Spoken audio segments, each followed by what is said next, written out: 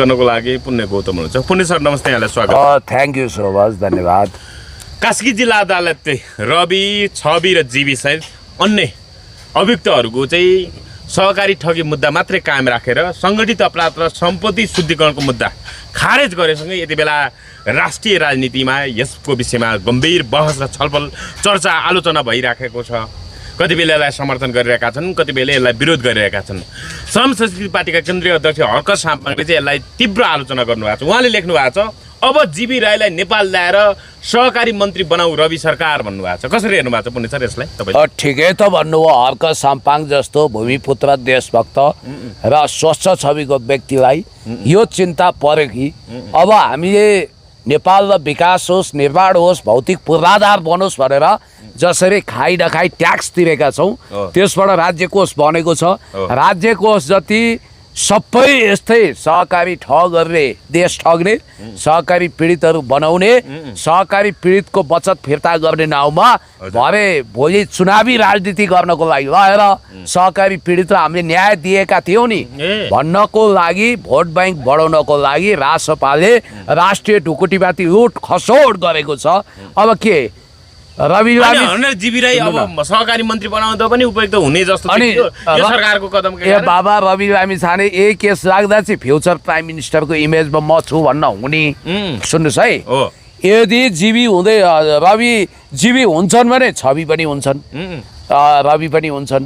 यदि रवि हुँदैनन् भने जीवी पनि हुँदैनन्, छवि पनि हुँदैन। भन्नाले एउटै मुद्दा, रवि जति योग्य छन् जीवी पनि त्यति नै योग्य छन्। जीवीलाई पनि अब हिजो रवि गृहमन्त्री, उप प्रधानमन्त्री भइसकेको मान्छे, अब छविलाई पनि सहकारी मन्त्री हर्क साम्पाङले भने जस्तै बनाउँदा पनि अब फरक पर्दैन।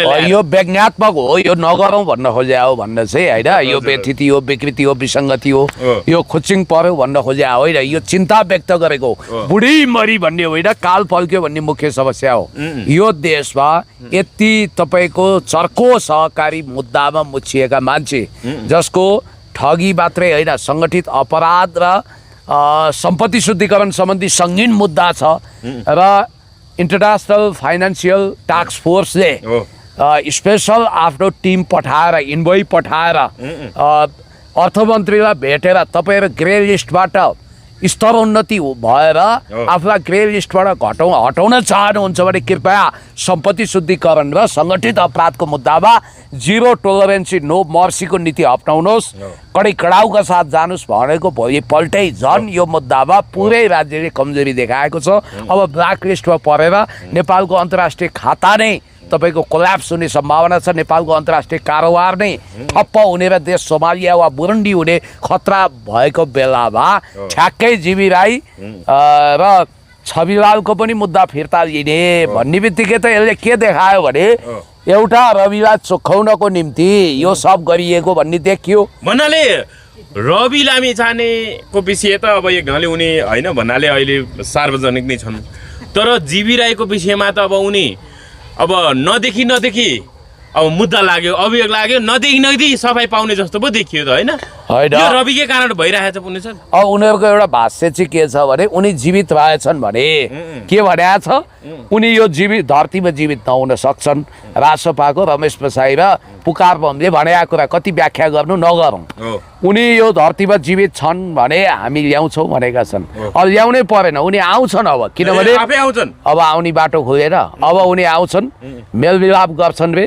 अब हुन त 16 अर्बको मामिला कसरी टुङ्ग्याउँछन् थाहा छैन होइन। कुल सहकारीमा 16 अर्ब फस्या छ।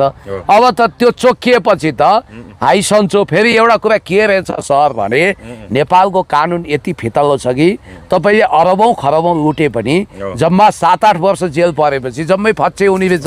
यो कहाँको न्याय हो, यो कहाँको इन्साफ हो? अहिले पनि सहकारी ठगहरू तारे होटलबाट खाना मगाउँछन्, आनन्दको लाइफ बाँचिरहेका छन्, टिभी हेर्छन्, मस्तले 7 वर्ष बिताउँछन्, जेलबाट बाहिर आउँछन्, अरबौँ रुपियाँ पचाउँछन्। दैविक दण्ड होला, तिनीहरूलाई भलो नहोला त्यो बेग्लै कुरा हो, मान्छेको श्रापले पोल्ला। तर उनीहरूलाई कानुनी उन्मुक्ति हुने यो कहाँसम्मको न्याय हो? बरु यो सरकारले के गर्नु पर्थ्यो भने सहकारी ठगहरूलाई कडाभन्दा कडा कानुन बनाएर कारवाही गर्नुपर्ने तर्फ उसको जोड हुनु पर्थ्यो। तर त्यता गएन र सरकारको ध्यान विचलित भएको छ। र म फेरि पनि तपाईँलाई के भन्छु भने अब होइन हर्क सामल त लेख्नुभयो एउटाले ठग्ने जनताले तिरिदिनु पर्ने जनता हो तपाईँहरूले तिरेको कर सहकारी ठगलाई बचाउन सरकारले बाँडिरहेछ खोइ त बोलेको भनेर भन्नुभएको एउटा जनताहरूलाई सुशासनको पक्षमा लाग्ने जनताहरूलाई यसको विरुद्ध आवाज उठाउन सशक्त अनुरोध गर्नुभएको छ अहिले सुन्नु एउटा बिराउने शाखा पिराउने म तपाईँ उनीहरू हामी सबैले के सहकारी ठगहरूले खाएको पैसा तिर्न हामी बाध्य छौँ अब कर तिर्न बन्द गरौँ साथी हो यस्तै हो भने हाम्रो करको दुरुपयोग हुने भयो राज्य फेल्ड स्टेटमा जाने भयो यस्तो भयो भने नेपालले कुनै पनि सेक्टरमा कर तिर्दैनन् है फेरि किनभने हामी बाध्य छैनौँ हाम्रो पैसा कहाँ जाने भयो एकातिर हुँदै नभएको सुकुम्बासीको समस्या ल्याइदिए अहिले त्यो समस्या कुनै समस्याकै रूपमा थिएन सुकुम्बासीलाई व्यवस्थापन गर्ने एउटा दीर्घकालीन योजना चाहिन्थ्यो अल्पकालीन रूपमा केही गर्नु पर्थ्यो लगत सङ्कलन गर्नु पर्थ्यो भूमि आयोगसँग समन्वय गर्नु पर्थ्यो प्रमाणीकरण गर्नु पर्थ्यो र उनीहरूलाई न्याय दिनु पर्थ्यो उनीहरूलाई स्थानान्तरण गर्ने पुनर्वास गर्ने काम गर्नु पर्थ्यो त्यो इट टेक्स टाइम 2-5 वर्षभित्र त्यो हुन्थ्यो होला क्रमशः यो समस्या शान्तिपूर्ण र आर्थिक रूपमा पनि कुनै व्यवहार नपरिकन यो समाधान हुन सक्थ्यो अहिले राज्यमा कुल सुकुम्बासी देशैभरि हटाउने भनेर लागेको रहेछ देशैभरि हटाउँदा 9 देखि 11 लाख सुकुम्बासी थपिन्छन् र कुल 10 खर्बभन्दा बढी बारे पनि लेख्नु भएको छ सुकुम्बासीले खेदाउनु हुँदैन भन्दा मानेनन् अब बस्ती बस्तीमा आफै खेदिनु पर्ने दिन आइसक्यो भनिरहेछन् हो तपाईलाई म त्यो आउन सक्छ त्यो आउन सक्छ त्यो खतरा भएर आफ्नै कार्यकर्ताहरुबाट उनीहरू झन्डै ज्यान जोगाउन मुस्किल पर्छ आज हर्क साम्पाङ जस्तो इमानदार दूरदर्शी देश बनाउन तयार व्यक्तिले अब तपाईलाई म के भन्छु भने उहाँले भनेका कुराहरू ढुङ्गाको अक्षर साबित भएका छन् मिलको पत्थर साबित भएको छ उहाँका हरेक भविष्यवाणी लागू भएका छन् आज यो देशमा सहकारी पीडितहरूलाई कसरी न्याय दिनु पर्थ्यो त्यसको एउटा प्रपर खाका सरकारसँग कोही गर्नु के पर्थ्यो भने कानुन अझ संशोधन गर्ने जस्तो 7-8 वर्ष बसेर अरबौँ खरबौँ ऋण फच्चे नहुने कानुन बनाउनु पर्थ्यो एउटा कुरो दोस्रो कुरो अहिले सहकारी ठगहरूलाई उनीहरूको 3 पुस्ते घर घरानाबाट असुलोपर गरेर उनीहरूको सम्पत्ति बिक्री गरेर लिलाम बिक्री गरेर 5 खर्ब बराबरको सम्पत्ति उनीहरूको छ तर त्यतातिर सरकारको ध्यान गएन सरकारले के गर्दियो हैन सापटी ल्या जनताबाट जनताको कर प्रयोग बनाए चाहिँ हामीले सापटी ल्याऊ हामीले यो बेग्लै कोष खडा गरेर चाहिँ अहिले सहकारी पीडितहरूको 5 लाख भन्दा मुनिका बचतकर्ताहरूको रकम फिर्ता गरेका छौँ भोलि फेरि हामी सहकारी सञ्चालकहरू ठगहरू जो समस्याका ग्रस्त सहकारीहरूबाट रकम अपचलन भएको छ उनीहरूको सम्पत्ति राज्यको मातहतमा ल्याउँछ राज्यको समितिले ल्याउँछ सम्पत्ति जफत गरेर त्यो प्रक्रिया चाहिँ बिस्तारै अगाडि बढाउँछ भनिरहेछन् पढ्नुहोस् त्यसो भए तपाईँलाई म भन्छु तपाईँले कसैलाई सापटी दिँदा नि प्रमाण छोड्नुहुन्छ हजुर तपाईको सकेसम्म अहिले त वडामा गएर रोभरमा राखेर सरजिमिन गरेर पैसा के अरे तपाईँको जनप्रतिनिधि वडाको प्रतिनिधि सहित पैसा दिइन्छ त्यो परिपक्व कागज त्यसलाई मात्रै भ्यालिड ठान्छ होइन पहिला जस्तो वकिलको कार्यालयमा गएर लेख्दैमा पनि हुँदैन म तपाईँलाई भन्छु ऋण वा सापटी यही कुरा गरे होला होइन सरकारले त्यसो भए हामीसँग उसले ऋण वा सापटी लिएको भए त्यसको लिखितम छ जनतासँग उसले कन्ट्र्याक्ट पेपर बनाएको छ हामीलाई सेकेन्ड पार्टी बनाएको छ उसले जनताको पैसा उसको के बाध्यता छ भोलि सरकारले तिर्न सकेन भने सक्यो गएन यो भनेको अमूर्त कुरा हो यो साउ र तपाईँको ऋणीको बीचको सम्बन्ध जस्तो होइन अहिले त एउटा एआई भिडियो आइरहेको छ हेर्नुहोस् है पक्राउनै नपरी हाम्रो मुद्दा फिर्ता भयो ल जय बालेन सरकार जय घन्टी भनेर हेर्नुहोस् कस्तो अचम्म जसलाई फरार अभियुक्त भनियो उनकै मुद्दा फिर्ता भइराखेको छ भनेपछि त अब भोलि यसरी रकम फिर्ता गर्दै गर्दा राज्य कोषबाटै सबै रकम फिर्ता गरेपछि होइन रकम त फिर्ता पाए अब केका लागि यिनीहरूलाई मुद्दा हाल्ने भनेर सबैलाई सबै पो दिने जस्तो देखियो त कुनै यसको अदालतबाट न्यायिक निरूपण हुन नहुने जस्तो देखियो नि हो कोर्टको ट्रायल हुनै पाएन एउटा किराँतीको छोरो पूर्वको राई लिम्बूहरू यसै पनि इमान्दार हुन्छन् होला उनी पनि कमजोरीले घेरिया थियो होलान् बिचमा मन बकियो होला जब उनी रवि लामिछाने भन्ने एउटा चुच्चो न चुच्चो नाक गरेको होइन साह्रै हाउडे टाइपको हर्फन मौला मान्छेको सङ्गतमा आए आकाश पताल गफ जोतेर दाइ पैसा त बोटबाट टिपिन्छ टाइपले आकाश पताल जोतेर उनले ल्याउनै नहुने सहकारीको पैसालाई 55 करोड रुपियाँ गोर्खा मिडिया प्रालीको नाउँमा टिभीमा ल्याए त्यति मात्रै होइन पटक पटक गरेर खरबौँ रुपियाँ अरबौँ रुपियाँको लगानी पनि ल्याए त्यसले गर्दा सहकारी टाट पल्ट्यायो पहिलो कुरो त यसको credit goes to Ravi Lamichhane भन्छ नि, नेगेटिभ क्रेडिट कसलाई जान्छ? रवि लामिछाने। त्यसकारण सहकारी डुब्नुभयो, जीवी जति जिम्मेवार छन् रवि पनि त्योभन्दा कम जिम्मेवार छैनन्। अब रविलाई पर्यो फसाद, अब आफ्नो मात्रै मुद्दा फिर्ता लिन सक्दैन थिए। उनले थोरै जीवीलाई गरे, उद्धार गरे हो र छविलाई गरे हो र उनले त आफ्नो मुद्दा मिलाउनको लागि त्यो मुद्दासँग जोडिएका दुईजनालाई पनि सुनपानी छर्क्या हो। खबरदार, यो आफैमा पनि भोलि अदालतमा च्यालेन्ज हुन्छ। फेरि पर्सा लगायतका अदालतबाट काठमाडौँ रूपन्देही त बाँकी नै छ, कास्कीले मात्रै छाड्यो, अब चितवन मात्रै दर्ता भयो। सङ्गठित अपराध र सम्पत्ति शुद्धिकरण सम्बन्धी मुद्दा यसै पनि फिर्ता लिन मान्दैन, त्यो गैर कानुनी हुन्छ। भोलि कास्की जिल्ला अदालत विरुद्ध पनि तपाईँको अदालतको यो फैसला विरुद्ध आदेश विरुद्ध पनि उच्च अदालत तुलसीपुरमा यो उजुरी हुन सक्छ र त्यो उप सुनवाई हुन गर्न सक्छ नि। होइन, सरकारी वकिलले गर्न सक्छ नि चाह्यो भने, गर्दा नगर्दा बेग्लै कुरा हो। यसमा घपला भएको छ, न्यायिक हिसाबले पनि गडबडी भएको छ। राजसपाले आफ्नो फौज देखाएको छ, शक्ति देखाएको छ। भनिन्छ बालेन शाहको सत्ताको कुर्सी तब हल्लियो जब रवि लामिछानेको मुद्दा फिर्ता लिन थालियो। हुन त उनी अब रातारात हेर्नुहोस् त पुण्यश्वर, यही 17-18 गते हुन त योभन्दा अगाडि परराष्ट्र मन्त्री शिशिर खलान जाने कुरा थियो, तर त्यहाँ हुने भनिएको कार्यक्रम स्थगित भएको हुनाले नजाने भन्ने कुरा छ। अब अर्थमन्त्री डाक्टर सोनिम अग्ले पनि जाने कुरा छ। अब यही 17-18 गतेतिर 18 गते 17-18 गतेतिर एउटा कार्यक्रम थियो। अब परराष्ट्र मन्त्रीको चाहिँ कार्यक्रम स्थगित भएर उहाँ नजाने हुनुभयो। अब रवि लामिछाने चाहिँ भारत भ्रमण जाँदै हुनुहुन्छ। उहाँले त्यहाँ चाहिँ अब भारतीय विदेश मन्त्री एस जयशङ्कर र भारतीय प्रधानमन्त्री नरेन्द्र मोदीसँग पनि भेट गर्ने भन्ने कार्यक्रम छ।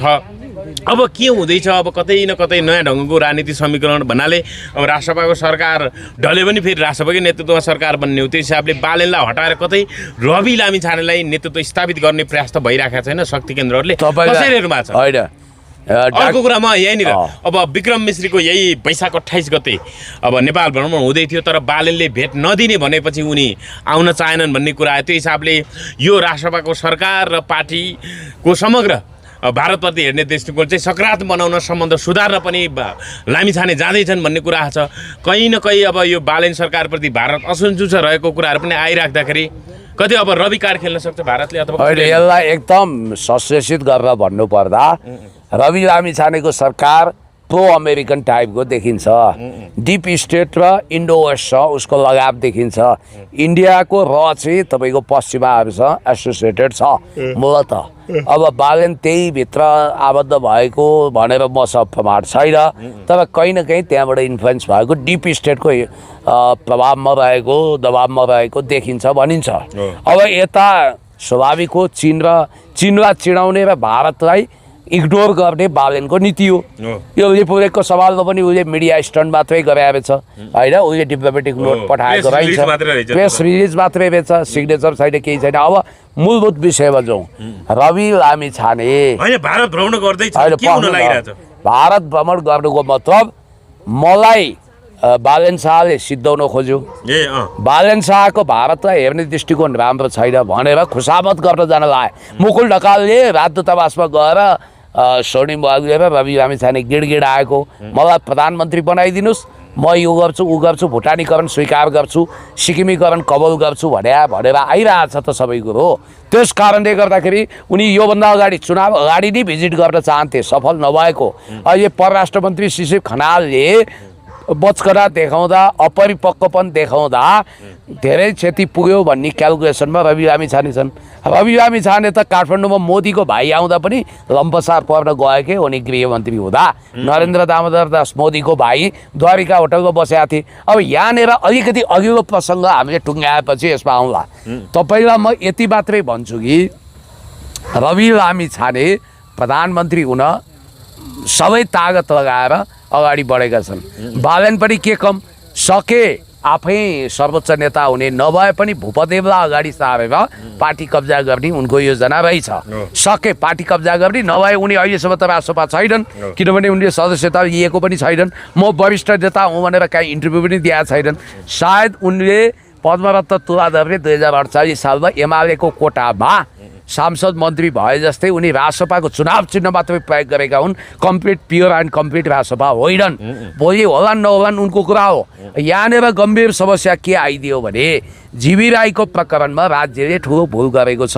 रवि लामिछानेको प्रकरणमा भुल गरेको छ। जीवी राई कहाँ छन्? आकाश पाताल दुई पाताल यत्र तत्र सर्वत्र 3 त्रिलोक 14 भवनबाट खोजेर ल्याउनु पर्ने। हैन, यो सरकारले अब त झन् मुद्दा फिर्ता गर्न प्रक्रिया सुरु गरेपछि त अब जीवी राईको बारेमा झन् यिनीहरू अब खोजी नीतिमा लाग्ने जस्तो देखिएन हैन? अब झन् यिनीहरू झन् यो मुद्दामा अलिकति लचिलो होला। त्यसकारण रवि लामिछाने, जीवी राई र छविको मुद्दा एउटै हो र त्यो मुद्दामा नेपालले वास्तवमा रविलाई चोक्याउने गरी जसरी एउटा न्यायिक निरूपण गरेको छ, कोर्टको र मिडिया ट्रायल दुवै गरेको छ, यसपछि नेपाल अब ब्ल्याकलिस्टमा परेर नेपालको अन्तर्राष्ट्रिय खाता बन्द हुने, नेपालको आर्थिक कारोबार ठप्प हुने। अनि यो सरकार कति घटिया छ भने कुनै पनि मान्छेले मलाई गरिब भनिदेऊ भन्दैन।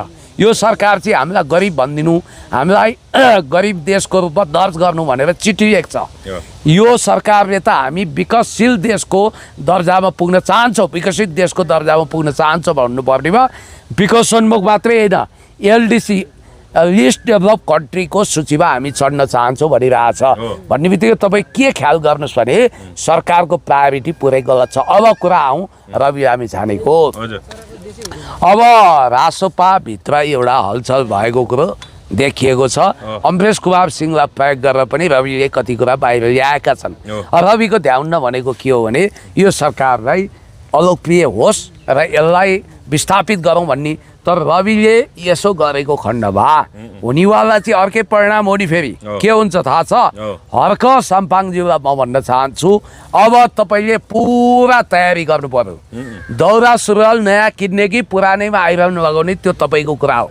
अब तपाईँ म प्रधानमन्त्री हुन्छु, म प्रधानमन्त्री भएपछि देशको विकास गर्छु, गरिबहरूको उद्धार गर्छु, सुकुम्बासीको उद्धार गर्छु, लिपु लेखलाई नेपालको नक्साभित्र म व्यावहारिक रूपमा इन्कर्पोरेट गर्छु, युएनको जेनरल एसेम्ब्लीमा जाँदा स्पेसल रेजुलेसन पास गर्छु।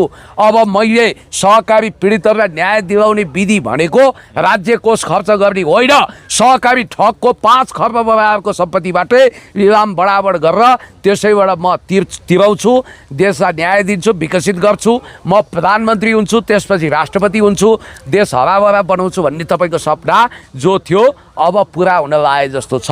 अब बरु बालेन सरकार हटेको खण्डमा काङ्ग्रेस एमाले पनि सरकार बनाउन ध्यान दिँदैनन् अहिले, किनभने अहिले प्रतिपक्ष नै बस्नुपर्छ।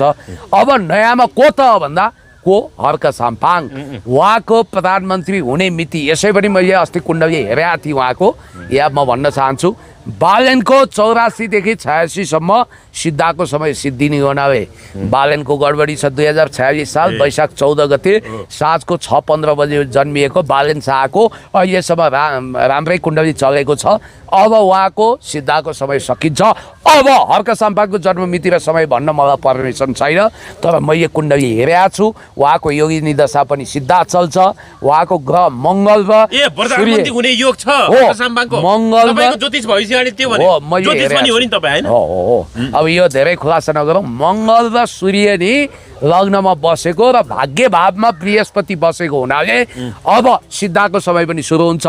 अब यसो होला हर्क साम्पाङज्यूको कुण्डली तुलना गर्दाखेरि रवि लामिछानेको त भ्रामरी छ।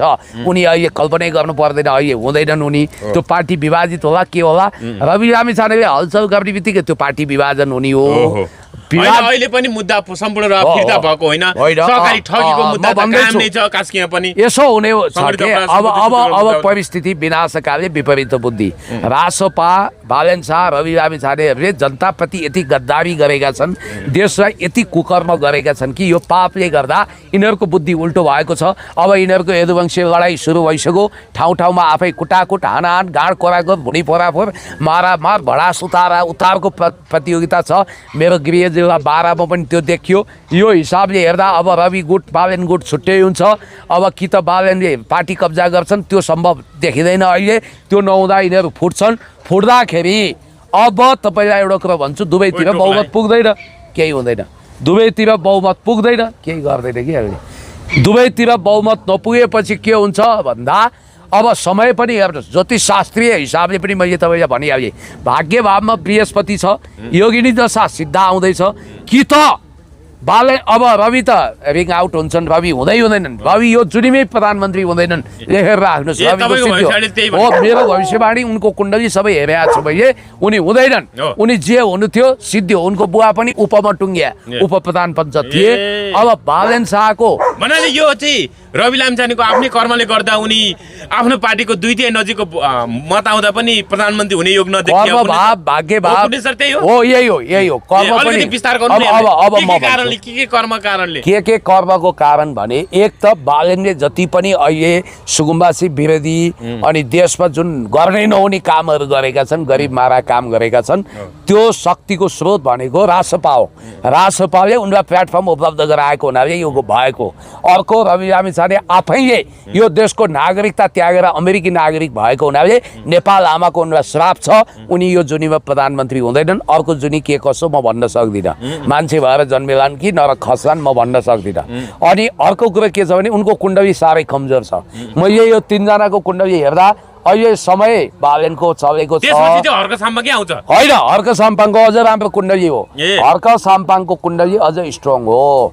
म तपाईँलाई के भन्दैछु भने अब समयको कुरा हुन्छ जनकजी। समयले पाजीलाई काजी, काजीलाई पाजी बनाउँछ। 2083 सालको चैतपछि याद गर्नु होला, बालेनको खराब दिनहरू सुरु हुन्छ। त्यो भित्रै केही विडङ्ग हुनसक्छ। र मैले तपाईँलाई भनिहालेँ, अब कि त हर्कको भन्दा शक्तिशाली कुण्डली भएको कुनै मान्छे सत्तामा पुग्छ। बालेन त च्युत हुन्छन्। 86 सालपछि बालेन सत्तामा रहँदैनन्, यो कुरा ख्याल गर्नु होला। अब उनी एकदमै धेरै रहने भनेको 3 देखि 4 वर्ष हो। त्यसपछि उनी पुरा कार्यकाल गुजार्दैनन्। 86 सालपछि होइन, 86 सालभित्र याद गर्नु होला। 87 टेक्दैनन्, 86 सालभित्र हुनसक्छ। 83 को अन्तिममा, 84 मा, 85 मा या 86 मा, जुनसुकै समय उनी पदच्युत हुन्छन्। त्यो ठाउँमा हर्क साम्पाङ भन्दा शक्तिशाली कुण्डली अरूको छ भने उनी प्रधानमन्त्री भए। होइन भने हर्क साम्पाङ नै प्रधानमन्त्री हुन्छन्। दौरा सुरुवाल सिलाएर राखेको हुन्छ। हजुर। अब पुण्य सर, यहीँनिर अब गणतन्त्र दिवस आउन अब 2-3 दिन मात्रै बाँकी छ होइन। अब हर्क साम्पाङले चाहिँ अब भोलि प्रतिनिधि सभाको बैठक बसिरहेको छ। अहिले बजेटको विषयमा छलफल भइरहेको छ, प्री बजेट छलफल भइरहेको छ। 15 गते गणतन्त्र दिवसकै दिन अनिवार्य रूपमा संसदमा बजेट पेश गर्नुपर्ने संवैधानिक बाध्यता छ। तर बालेन शाह जबसम्म संसदमा आउँदैनन्, जबसम्म उत्तरदायी जवाबदेही भन्दैनन्, तबसम्म मेरो विरोध उही खालको हुन्छ, उही ढङ्गको हुन्छ, उही शैलीको हुन्छ भनेर हर्क साम्पाङले भनिराख्नु भएको छ। भने चाहिँ भोलि चाहिँ हर्क साम्पाङले पर्चा अथवा डिस्प्ले छातीमा राखेर अथवा भनौँ न हातले फैलाएर जसरी देखाइराख्नु भएको छ सभामुखको आसनतर्फ, त्यही ढङ्गको विरोध शैली अपनाइराख्दाखेरि भोलि अझै बालेन शाहलाई आउनै पर्ने बाध्यता अथवा कस्तो हुन्छ, अझै भारी पर्न सक्ने सम्भावना कस्तो देख्नु भएको छ। बालेन शाह त फेरि गणतन्त्र दिवसको दिन पनि नबोल्ने रे, राष्ट्रपतिले सम्बोधन गर्ने, गणतन्त्रको सलामी खाने तर बोल्दै नबोल्ने। के हो ढुङ्गा बोल्दा तर बालेन शाह बोल्छ? होइन, उनले बुद्ध जयन्तीको उपलक्ष्यमा बोलेनन्, लुम्बिनी गएनन्, गुम्बा भत्काउँदै थिए त्यही दिन। उता दुर्गा मन्दिर भत्काउँदैछन् तपाईँको वीरता मोड। बालेन शाह होइन, बोलेनन् शाह हो यिनको नाम भन्दैछन्। बोलेनन् शाह हो। ठिक हो। अब बालेनका पालन मिडियाले के दुष्प्रचार गर्छन् यसको ठेक्का म लिन्न। तर कुरा चाहिँ पक्का के हो भने, याद गर्नुहोस् है, पक्का कुरा के हो भने बालेन शाहले यो देशको लोकतन्त्रलाई हेपेका छन्, संसदमा रौँ बराबर गरेका छैनन्। भनेपछि संसदमा आएर जवाफ नदिएसम्म हर्क साम्पाङको विरोध शैली जारी राख्नुपर्छ। जारी हुन्छ। होइन, डेमोक्रेसीमा निलम्बन गर्यो, कारबाही गर्यो भने के होला फेरि? त्यस्ता निलम्बनले केही हुँदैन। कुनै बार हातको टाढा, कुनै माइकलाल अहिले गइरे डत्तु गइरे कुडा कर्कट झारपत गर्ने हर्क साम्पाङलाई चलाउन सक्दैनन्। हर्क साम्पाङ भनेको जनताले चुनेको प्रतिनिधि हो, देशभक्त हो। त्यस कारणले गर्दाखेरि टिको लगाएर बनेको होइन, कसैको दयामा, कसैको निगाहमा, कसैको असीम अनुकम्पामा तथास्तु भनेर बनेको होइन। यो देशमा बालेन शाहको जति वेट छ नि संसदमा त्योभन्दा कम छैन, बरु बढी नै होला। त्यस कारणले गर्दाखेरि म तपाईँलाई भन्न चाहन्छु, छोएर मात्रै हेर, ओपन च्यालेन्ज हर्क साम्पाङको बारेमा निलम्बनको कुरा सपनामा त सोच्यौ, निलम्बन गर्यो भने के भारी पर्छ राष्ट्रपति सरकारलाई? सभामुखलाई भारी पर्छ। त्यो नि एउटा यस्तो कारण बन्छ कि सिंहदरबार, बालुवाटार सबै गरिब सुकुम्बासीहरूले घेराउ गरेर हर्क साम्पाङलाई नै लगेर प्रधानमन्त्री बनाइदिन सक्छन्। त्यो अवस्था आउन हो। म प्रधानमन्त्री बन्छु भन्ने उहाँले सपना देख्न पाउनुपर्छ। ठुलो मूल्य चुकाउनुपर्छ। अति ठुलो मूल्य चुकाउनुपर्छ। यो भुल यो सरकारले नगरोस्, गर्ने पनि छैन। सभामुख भने त अब यो ट्राभल एजेन्सी होइन, हेर्नुहोस् त, हिजो अर्को सामूले त आज शान्तिपूर्ण तरिकाले विरोध प्रदर्शन गर्दै साङ्केतिक रूपमा सार्वभौम संसदप्रति प्रधानमन्त्री बालन शाह जवाफदेही हुनुपर्छ भने पर्चा होइन एकदम प्ले कार्ड छातीमा राखेर देखाउनु भएको छ। तर हिजो त होइन कुर्सी हानाहान भयो होइन, ब्रिफकेस बजेटको ब्रिफकेसै त्यहाँ खोज्ने काम भयो, च्याप्ने काम भयो, के पो भयो नि होइन। उनीहरू पनि हिजो पोलिटिक कसेर भुइँमा किताब पढ्दै थिए रवि लामिछानेको विषयमा, के मुद्दा उ त्यो भयो, राजनीतिक प्रतिशोध साथी हो फसाइयो भन्ने हिसाबले उनीहरूले के गर्न बाँकी राखेनन् हिजो होइन। यस्तो के चाहिँ बाँकी राखेर नेकपा एमाले आफ्नो आन्तरिक राजनीतिमा भलै मिटिङमा व्यस्त छ। तर हर्क साम्पाङले देशमा जनताको पक्षमा जुन बिडो उठाउनु भएको छ, संसदीय राजनीतिमा जसरी खरो उत्रिनु भएको छ, प्रतिपक्षीय भूमिका निर्वाह गर्नु भएको छ, उहाँलाई हामीले पनि सेल्युट गरेका छौँ, उत्साह दिएका छौँ, हामीले अगाडि बढ्नुहोस् भनेका छौँ। अहिले हाम्रो आवाजको प्रतिनिधि पनि उहाँ हो। त्यसकारण देशको पक्षमा, जनताको पक्षमा, विकासको पक्षमा, सहकारी ठग विरुद्ध, देशमारा विरुद्ध, भ्रष्टाचारी विरुद्ध, अपराधी विरुद्ध उहाँ जुरुक्कै उठ्नु भएको छ, उठ्नुपर्छ। यो आवाजलाई कायम राख्नुपर्छ र हर्क साम्पाङलाई नेपाल आमाको आशीर्वाद छ, करोडौँ नेपालीको आशीर्वाद छ, हामी सबैको शुभेच्छा छ। उहाँलाई कुनै बाह्र हातको टाँगाले छुँदैन र उहाँ प्रधानमन्त्री म बन्छु, म देश बनाउँछु भन्ने उहाँको जुन मिसन छ त्यो पुरा नभएसम्म उहाँले विश्राम लिनुहुन्न। म चाहिँ यो जारी राख्नुपर्छ। संसदप्रति प्रधानमन्त्री जवाफदेही हुनुपर्छ होइन। संसद नेवालीले पनि बाध्यकारी बनाएको छ भने चाहिँ बालन शाह संसद जवाफ दिनै पर्छ। यसमा कुनै रवि लामिछाने जस्तो बालन शाहको सेक्रेटरी भएर पामर र चिकाएर हुत्याएर पानी आन्द्रे तरिकाले चल्नुहुन्न। उहाँ ज्ञानेन्द्र साईजीले जस्तो बाहिर विरोध गरेर भित्रभित्र लन्चमा डिनर पनि गर्नुहुन्न। र उहाँ अर्को कुरो कुर्सी तोड्दा ब्रिफकेस खोसिदा त सांसद पद निलम्बन भएन भने पर्चा देखाउँदै निलम्बन गर्न मिल्छ त हर्क साम्पाङ। त्यतिका उनीहरूको सांसद अहिले सांसद खाएका मान्छे अहिले हुन त फर्स्ट एड नाङ्गो थिए। यही डिपी अरियालजी तपाईँ पनि राजनीतिक ब्याकग्राउन्डको व्यक्ति त होइन, पहिला निलो स्कार्फ लगाएर रोस्टम घेर्न जाँदा मर्यादा पालकलाई समेत अप्ठ्यारो पारेका थिए भने तपाईँलाई एउटा कुरो भन्छु, हर्क साम्पाङले के अपराध गरे? अक्षरहरू बोल्यो, आफू बोल्नु भएन, विरोध गर्नुभयो, असहमति जनाउनु भयो। जनता मदन भण्डारीले पनि रोस्टम घेर्नु भएको थियो। इतिहास साक्षी र गवाई छ। जब जब देश डुब्छ, जब जब गरिबहरू निमुखाहरू होछ, अर्केला विरुद्ध डोजर चल्छ, तब बुलन्द आवाज लिएर देशभक्तहरू, विकास प्रेमीहरू उठ्छन्। यो देशको शान्ति र विकासको प्रतीकको रूपमा हर्क साम्पाङजी म प्रधानमन्त्री भएर यो देश बनाउँछु भन्ने मनसा वाचा कर्मणा सङ्कल्प लिनुभएको छ। अब यहाँनिर म के देख्छु भने दुनियाँथरी महिलाहरू बिगार्दै, विदेशी महिलालाई पेट बगाउँदै हिँड्ने र थरीका नाटक नौटङ्की गर्ने, सिंहदरबार जलाउने, बिआइसिसी जलाउने, अनेक खरानी ग्याङका कमान्डरका सदस्य भएका ऐरे गैरे भैरेहरू अहिले संसदमा छन्। साँच्चै त्यो गौरीबहादुर कार्कीले नसमेटेको वा नयाँ आयोग बनेर छानबिन गर्ने भने राजसभाबाट निर्वाचित भएका 50% सांसदहरूको फौजदारी केस हुन्छ। म तपाईँले यो कुरा गर्दाखेरि हेर्नु त छेलीबेटी बिगार्ने उनीहरूलाई पो निलम्बन गर्नुपर्छ। श्रमदान गएर पारिवारिक सम्बन्ध नै बिगार्ने काम भयो भनेर एकजना पूर्व कर्मचारीले त निरन्तर हर्क साम्पाङको आलोचना गरिरहेछन्। क्युआर पार्टी हो यो, पैसा उठाउने, खाने, मोजमस्ती गर्ने भनिरहेछन्। कसरी नपुग्ने सर? उहाँ आफैले हिजो म मार्फत यति सहयोग आयो भनेको कुरा चाहिँ सम्बन्धित ठाउँमा नपुगेको भनेर पनि मान्छेहरूले भनिरहेछन्। कसरी हेर्नुहुन्छ तपाईँले? पहिलो कुरा त के भनिरहेछन् त्यस्तो पनि? त्यो घर कसको बिग्रिएछ? नाम र ठेगाना सहित हामीलाई चाहियो भनेपछि चाहियो, प्रमाण चाहियो। नम्बर 1। नम्बर 2 होइन, क्युआर पार्टी हो त वारके स्याल होइया पार्टीले, त्यो टिमले स्याल होइया भन्नाले कुन पार्टी? स्याल होइया मचाउने को छ त? अब रासपाको इर्दागिर्दामा घुम्ने होइन, खरानी ग्याङहरूले र घन्टे ग्याङहरूले अहिले के गरिदिए तपाईँलाई थाहा छ? हर्क साम्पाङज्यूको टिम दार्चुला जाँदा जङ्गलभरि कन्डम भेटियो भने, अब कन्डम भेटिएन, कसले दूरबीन लगेर हेऱ्यो अथवा भेट्या फोटो भिडियो ल्याए हुन्छ, अनि आफै फ्याँकेर भने कि के थाहा होइन? त्यसकारण कन्डम भेटिएन, के परिवार नियोजनका साधनहरूको के हो भन्ने कुरो हामीले त्यो चासोको विषय पनि होइन, रुचिको विषय पनि होइन। अहिलेसम्म कुनै चेलीबेटीले घरबार बिग्रियो भनेको छ? कुनै मान्छेलाई त्यो केस लागेको छैन। यो वाहियात कुरा गरेर एउटा एक हिसाबले श्रम संस्कृति विरुद्ध हलाल कालकुट विष उहाँले ओखल्नु भएको छ। दोस्रो नम्बर भनेको उहाँले जे भन्नुभयो यो क्युआर पार्टी भनेर, ए बाबा तपाईँले भनिहाल्नु हो, उहाँले पनि विगतमा ब्याङ्क खाता क्युआर मार्फत विदेशबाट रकम ल्याउनु भयो, के सम्बन्धित ठाउँमा पुगेर उपचार भयो उहाँले। ए भन्नाले त्यसको अब खोजी नीति हुनु पर्यो पनि सर, खोजी नीति हुनुपर्छ। हुन्छ उहाँले पुण्य गौतमले जस्तो आफ्नो गोजीबाट गरिब दुखी रोगी असहाय क्यान्सर पीडित मृगलाई पीडितलाई सहयोग गर्नु भएको छ, आफ्नो गोजीबाट गर्नु पर्यो, उहाँले विदेशबाट आएको गर्नुभयो। एउटा कुरो, हर्क साम्पाङ कुनै अरबपति बाबुको सन्तान होइन र हर्क साम्पाङको पार्टी श्रम संस्कृति सब पैसा फल्ने रुख पनि छैन, सहयोग जुटाउने नै हो। अब उहाँले यो कुरा किन उठाउनुहुन्न? कान्तिपुरमा पनि उठेको थियो, राजकोट हस्पिटल निर्माणको लागि रवि लामिछाने फाउन्डेसनबाट करिब 20-25 करोड उठेको थियो, जम्मा 5 करोड सदुपयोग भएर बाँकी पैसा कहाँ गयो? अनि कोरोना कालमा जनमैत्री हस्पिटल लिजमा ल्याए होइन, रवि लामिछाने फाउन्डेसनले उठाएको करोडौँ पैसाको हिसाब किताब के छ? सबभन्दा ठुलो क्युआर पार्टी त उहाँले काँधैमा बोक्नु भएको पार्टी के? राजसपा हो। राजसपाले जति चन्दाको धन्दा कसैले गरेको छैन। राष्ट्रिय क्युआर पार्टी चाहिँ राष्ट्रिय स्वतन्त्र पार्टी हो। त्यसलाई अब हाम्रो डिलिराम खनालजीले बडो नयाँ परिभाषा गर्नुभएको छ।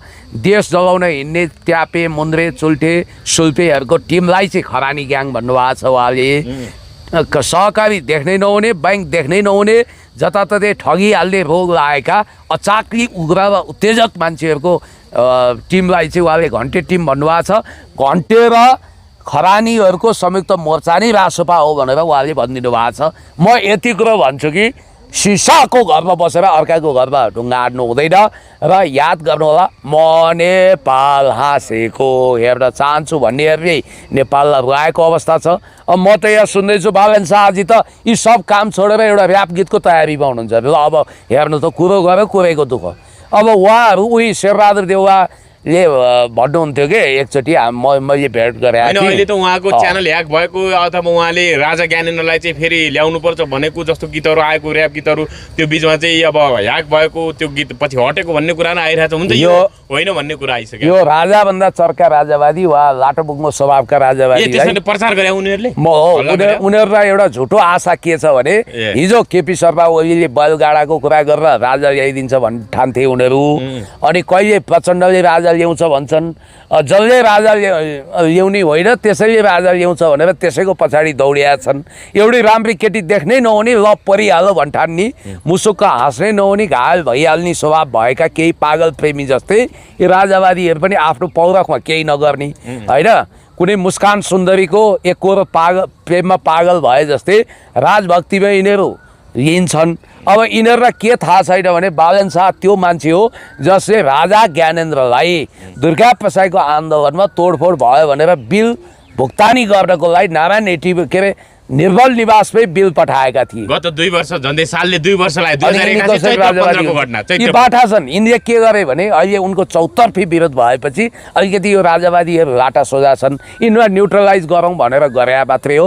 बालन शाह राजावादी पनि होइन, गणतन्त्रवादी पनि होइन, उनी के वादी हुन् भन्ने कुरो चाहिँ तपाईँले देखिरहनु भएको छ। हजुर, अब पुण्य सर तपाईँसँग पनि त्यो समाचारको लिङ्क आएको होला, पढेरै सुनाउनुहुन्छ कि औचित्य सकिएपछि प्रधान न्यायाधीश सिफारिस विरुद्धको रिटमा सुनवाई। ल हेर्नुहोस् त के हो अहिले औचित्य सकिएपछि प्रधान न्यायाधीश सिफारिस विरुद्धको रिटमा सुनवाई हुँदैछ। अहिले औचित्य सिद्ध्या नबन्नु अदालतमा गोरु ब्याउन पनि सक्छ। ए मान्छे प्रधान न्यायाधीश अहिलेको डाक्टर मनोज कुमार शर्माले आफ्नै पद जाने हिसाबले निर्णय होइन, उहाँले गर्नु परेन नि, बिगोती खान तयार रहनुहोस्। कतिपय संसद पुनर्स्थापना गरिदिन सक्छ। अदालत भने त यस्तो अचम्मको हो कि अहिले त प्रधान न्यायाधीशको म प्रधान न्यायाधीशमा आउँदा एउटा अचम्मको कुरो गरिदिन्छु।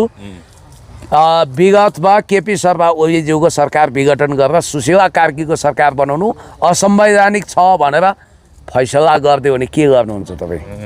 अनि यो सरकार भ्यालिड हुन्छ? ए त्यो पनि हुन सक्छ। अरे अदालत हो, जे पनि गरिदिन सक्छ। कानुन त त्यो हुने नै हो नि त। ढिलो न्याय दिनु बराबर भनेको न्याय नदिनु बराबर हो भनिन्छ। अब प्रधान न्यायाधीशको हकमा तपाईँको कसैको सिङ्गल इजलास वा संवैधानिक इजलासले, संवैधानिक इजलासमा त बहुमत अल्पमत हुन्छ, संवैधानिक इजलासमा प्रधान न्यायाधीश अल्पमतमा पर्नु र बहुमतले चाहिँ यो सिफारिस संविधान विपरीत छ भनेर यदि आदेश वा निर्णय गर्यो भने आश्चर्य नमान्नुहोस्। त्यो त्यो नहुन सक्छ तपाईँले पठाएको लिङ्क पनि म हेर्छु होइन। अब यो अनेक छ, त्यस कारणले गर्दाखेरि यो देशमा औचित्य सकिएपछि प्रधान न्यायाधीश सिफारिस विरुद्धको रिटमा सुनवाई भन्ने रहेछ। अब यहाँ लिङ्क खोल्न पनि अलिकति टाइम लाग्छ। एनिवे यहाँ खोल्दैछ, यो पढेर सुनौ। हुन्छ, अलिकति के रहेछ? औचित्य सिद्धिएपछि प्रधान न्यायाधीशको रिट विरुद्ध सिफारिस विरुद्धको रिटमा सुनवाई। प्रधान न्यायाधीशमा मनोज कुमार शर्माको सिफारिस विरुद्ध दर्ता नगरी दरपीठ भएका रिटहरूमा सर्वोच्च अदालतमा सुनवाई भइरहेको छ। चौथो वरियताका शर्मालाई सिफारिस गर्ने संवैधानिक परिषदको निर्णय विरुद्ध वरिष्ठ अधिवक्ताहरूले सर्वोच्चमा रिट दायर गरेका थिए। तात्कालीन प्रधान न्यायाधीश सपना मल्लको आदेश विपरीत प्रशासनले निवेदन दर्ता नगरेपछि विवादले उग्र रूप लिएको छ। काठमाडौँ न्यायिक परम्परा विपरीत वरियता मिचेर प्रधान न्यायाधीशमा मनोज कुमार शर्मालाई सिफारिस गर्ने संवैधानिक परिषदको निर्णय विरुद्ध औचित्य सकिएपछि सर्वोच्च अदालतमा सुनवाई सुरु भएको छ। शर्माले जेठ 5 गते प्रधान न्यायाधीशको पद राखेपछि जेठ 5 गते प्रधान न्यायाधीशको पदमा राखेपछि 6 गते दर्ता गरेर सोमबार प्रारम्भिक सुनवाई भएको। न्यायाधीश मेघराज पोखरेलको एकल इजलासमा सिफारिस विरुद्धका 3वटा रिटमा सुनवाई भइरहेको छ। संवैधानिक परिषदले वैशाख 24 गते वरिष्ठतम न्यायाधीश सपना मल्ल प्रधानमा पन्छाएर चौथो वरियताका मनोज कुमार शर्मालाई प्रधान न्यायाधीश सिफारिस गरेको थियो। उक्त सिफारिस विरुद्ध तत्कालै सर्वोच्च अदालतमा वरिष्ठ अधिवक्ता डाक्टर दिनेश त्रिपाठी, अधिवक्ता प्रेम सिलवाल तथा अधिवक्ता गीता थापा लगायतले रिट दर्ता गरेका थिए। संवैधानिक परिषदले वैशाख 24 गते वरिष्ठतम न्यायाधीश सपना मल्ल प्रधानमा पन्छाएर चौथो वरियताका मनोज कुमार शर्मालाई प्रधान न्यायाधीश सिफारिस गरेको थियो। उक्त सिफारिस विरुद्ध तत्कालै सर्वोच्च अदालतका वरिष्ठ अधिवक्ता दिनेश त्रिपाठीले यी रिट निवेदन दर्ता नगरी दरपीठ गरिएको र दरपीठ आदेश विरुद्ध इजलासमा दिएका निवेदनहरू दर्ता नगरी राखिएको थियो। अब यसले के देखाउँछ? मुख्य रजिस्ट्रारले त्यतिखेर दर्ता गरेनन्, अहिले गरेछन्। होइन, काममुकाम त्यति बेला काममुकाम प्रधान न्यायाधीश अपना प्रधानमन्त्रीले त्यो दरपीठ आदेश विरुद्ध पनि अब पुनः दर्ता गर्नु भनेर आदेश दिनुभएको थियो। तर पेशी तोक्नु भनेर 4 गते उहाँले त्यो ढङ्गको आदेश दिनु, 5 गतेको लागि पेशी तोक्नु भनेर तपाईँले त्यो पढ्नु भएन। हतार सरकारले अब उहाँलाई नै 5 गते पेशी तोक्नु भनेको दिन नै अब सर्वोच्चका मुख्य रजिस्ट्रार विमल पौडेल चाहिँ प्रधानमन्त्री तथा मन्त्री परिषदका कार्यालय बालेन शाहसँग गएर बसे दिनभरि। अनि त्यसपछि यता प्रधान न्यायाधीशको अब भनौँ न एक ढङ्गले शपथै खुवाउने काम भयो नि। संसदीय सुनवाई समितिबाट पनि सर्वसम्मत भयो भन्ने कुरा आयो। सबै हतारमा निर्णय भयो, फास्ट ट्र्याकमा भयो। तर अदालतले भयो वरिष्ठता मिचेर गरेको सिफारिस असंवैधानिक थियो भन्ने हो भने नि के हुन्छ? अदालतमा उल्टो गङ्गा बग्छ कि बग्दैन? त्यो पनि दिन आउन सक्छ। यो रिट निवेदनमा किन सुनवाई भएको त? यस्तै केही होला भनेपछि त यो फागुन 21 को चुनाव पनि अवैध भन्नु, गम्भीर संवैधानिक सङ्कट आउन सक्छ। 182 दुईटै नै अवैध हुन सक्छ। नेकपा एमाले हर्क साम्पाङले त्यतिकै भन्नुभएको छैन वरिष्ठता मिच्नु भनेको एउटा परम्परा मिच्नु। भोलि मुख्य सचिव नियुक्तिमा पनि होइन, यो त कस्तो भयो नि पुण्य सर, बच्चा पाइसकेपछि गर्व रोक्न खोजे जस्तो भएन र? त्यस्तो हुँदैन, यो उदाहरण मिल्दैन। बच्चा पाएपछि फेरि बच्चा हुँदैन फेरि जन्माउन खोज्या भन्ने उदाहरण मिल्दैन। किनभने न्याय भनेकै यस्तै हो। न्याय भनेको नयाँ तरिकाले हुन्छ। किनभने यो एउटा नजिर जो छ, एउटा व्यक्ति मरिसकेपछि अनि त्यस उसलाई चाहिँ काम मरेछ केही फरक पर्दैन। तपाईँको एउटा कुरा के भन्छु भने त्यसो भए नयाँ गभर्नर नियुक्त गर्छ, तुरुन्तै त्यो गभर्नर हटाएर पुरानै गभर्नरलाई ल्याएको उदाहरण पनि त छ। अब अन्तिममा जाँदा एउटा मात्रै, जस्तो अहिले जनआस्थाका प्रधान सम्पादक किशोर श्रेष्ठको अफिसमा चाहिँ एकजना युवती गएर चाहिँ 1 बोतल रक्सी र त्यसपछि 50,000 पैसा छोडेको र सुदन विरुद्ध जसरी न्युज आइरहेको छ त्यसमा चाहिँ एक ढङ्गले राम्रो गरेको भन्ने हिसाबले एउटा अडियो च्याट पनि आइराखेको थियो। कसरी हेर्नु भएको छ? किशोर श्रेष्ठले मलाई बदनाम गर्न हिजो कृष्णबहादुर महरालाई जसरी बदनाम गरिएको थियो। अब एउटा यादव थरको नामको सिम तर चिनिया सिमबाट फोन आएको भन्ने कुरा आइरहेको छ। यो घटना कसरी घट्यो होला? उहाँले भन्नुभएको छ फेरि सुदन गुरुङलाई गृहमन्त्री बनाउनकै लागि चीनको प्रयासमा पो उनलाई रोकिएको रहेछ भनेर जनतामा एक ढङ्गको सेन्टिमेन्ट कायम गर्नको लागि चाहिँ यो ढङ्गको प्रपञ्च रचिएको हुनसक्छ म विरुद्ध भन्नुभएको छ। तपाईँले यो घटनालाई कसरी हेर्नुहुन्छ? यो घटना एक तीरले अनेक शिकार गर्ने उद्देश्यका साथ यो ग्रान्ड डिजाइन ग्रान्ड कन्स्पिरेसी अन्तर्गतको एउटा षड्यन्त्र कन्स्पिरेसी थ्योरी अन्तर्गत भयानक षड्यन्त्र भएको र यसमा किशोर श्रेष्ठलाई मोहरा बनाइयो। किशोर श्रेष्ठ दाईको विषयमा भन्दा तिमीहरू जुन स्कुलमा पढेर दीक्षित भयो नि भाइ बहिनी हो, त्यो स्कुलको हेड सर र पढाउने हैसियत किशोर दाईको छ। म किशोर दाईको खुलेआम प्रशंसक भएर तपाईँ सामु चाकडी गरेको होइन।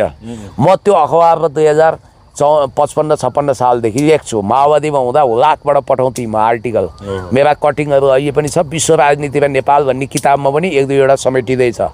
तपाईँलाई एउटा कुरो भन्छु, किशोर दाई नाथे 1 बोतल व्हिस्की वा रक्सी र 50,000 बिक्ने मान्छे हो।